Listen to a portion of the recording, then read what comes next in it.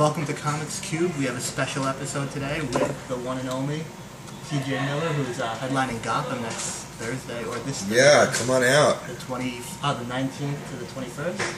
Yeah, I think so. Yeah, so definitely check that out. He's been in pretty much all the funniest movies that have come out in the past year. And some of the worst ones, too. The only funny movie you weren't in was probably Precious.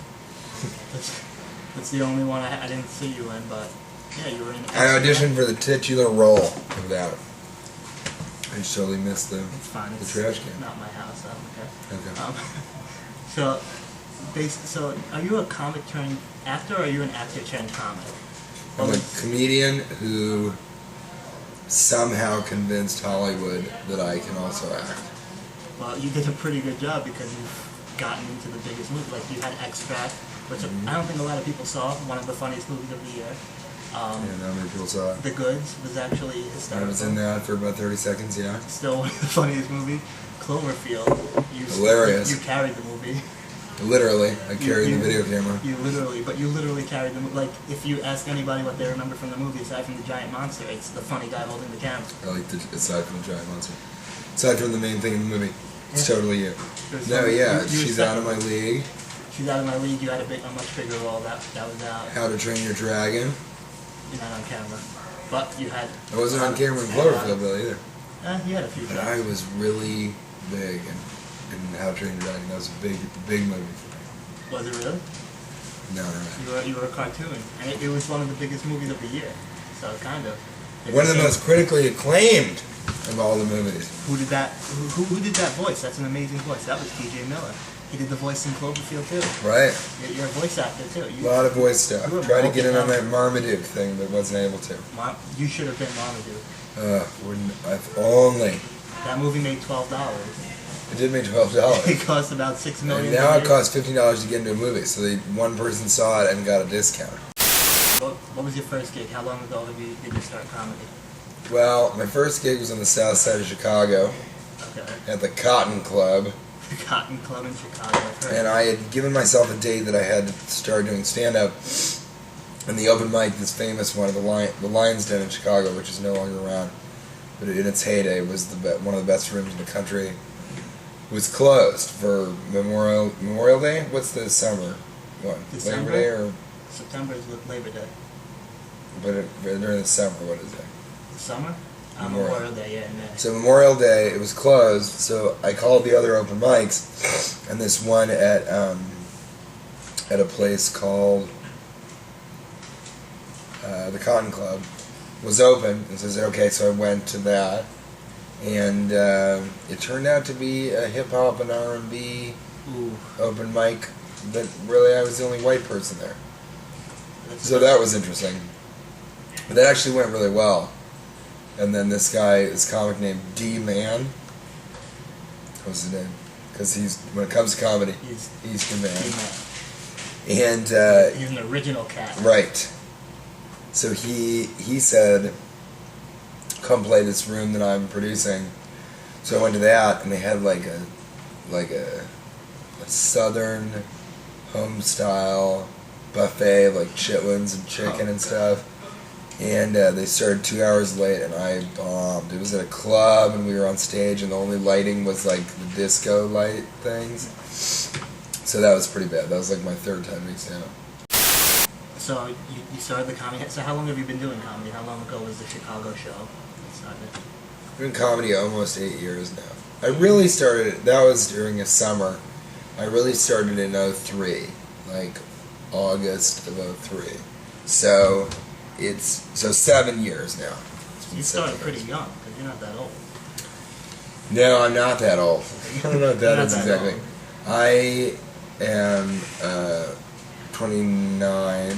So you started 21. That's pretty young now. Well, yeah, like first that was when I was like 19. I had to use a fake ID during that period, but I really started right after college when I was about. Now you're headlining. You're doing Gotham the 19th. Yeah, it's really exciting. Gotham's a great club too. It is. And do you know who your opener and mid-card are? Well, I travel a lot with this comedian named Nick Vatterott. Do you know him? I've heard the name before. Nick Vatterott is very funny. His website is Oodles and Pun. RESERVATIONS.com. And he's really, really funny. So he opens for me on the road a lot. We work together. I don't really like saying that he opens for me because he's actually probably funnier than I am. So I struggle to follow him on the road, is what I should say. Tell him to do his second-rate jokes. You know, So really bring out the B material. So It's really funny. is comedy something that you want to do long term, or now that you're big in the acting, do you want to stick with the acting? I'm doing all this to try and get to the point where I'm a chemist. And are you at the point where you're getting recognized on the street? I do sometimes, but I'm talking about in my act right now. I have this weird level of fame where people will be like, "Hey, I know you. What are you from? What have you been in? Tell me right now all the things that you've done, and I'll match them to my experience of what I've seen, and then if I like the thing that you were in that I recognize you from, then I'll take a picture with you." That's exactly how fame works. That's a weird thing. I also get this a lot. "I know you. Yeah, I do some film and television stuff." "No. Where'd you go to high school?" Like, now I know you're doing a lot of shows. You're in New York, so you're doing a lot of people's shows. Is it weird to fit that into your schedule? No, I mean, the problem is I have to cancel a lot of more stand-up dates that I'd like to be canceling to do film stuff. But no, I mean, I feel very comfortable doing stand-up, and I like doing sets, as many sets as I can. So I'm trying to do more sets in general, and I'm building towards doing an hour special for Comedy Central. Nice, an hour.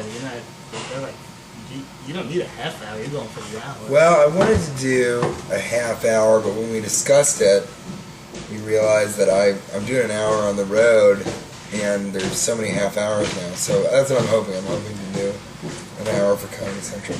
So what's that process like, getting to the hour special at Comedy Central? Are they a pain in the ass? I've seen your set a bunch of times. Are they telling you to trim that? Are they editing your set down to nothing? Well, no, they just don't. They don't want me to riff a ton, which I understand, but that's tough because that's a big part of what I do.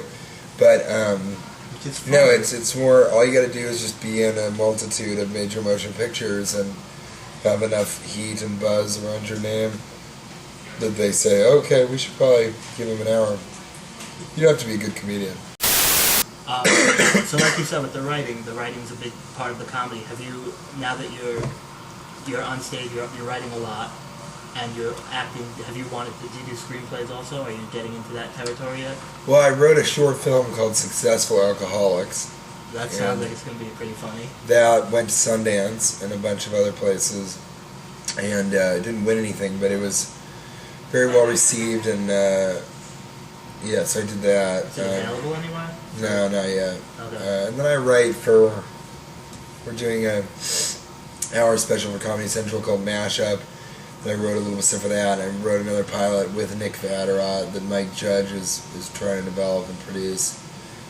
So I do write stuff. I haven't written a feature film because it takes a lot to do that, and I'm pretty busy. But I'd like to. I mean, that's sort of where I'd like to be headed. So that's awesome, man. We'll be back with TJ Miller right after this.